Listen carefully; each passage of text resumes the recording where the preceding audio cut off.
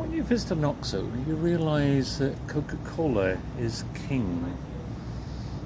Yeah. I've not drunk Coca Cola since about 1995, mainly because of the caffeine. Not because I hate the brand. Well, actually, I do, to be honest. But yes, you have the returnables. Well, actually, the throwaway plastic bottles.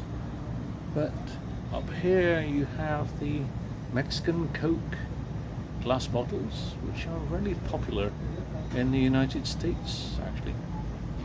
Mexican Coke is kind of a high price. Here it's like, is it half a litre?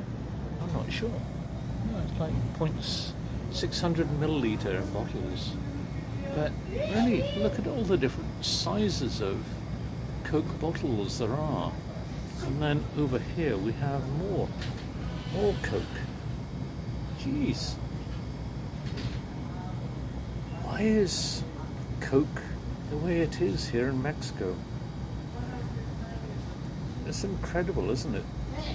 And down in Chiapas, I remember watching a video showing the poisoning of the people in San Cristobal de las Casas, who are actually the highest consumer of Coca Cola in Mexico, which is kind of surprising.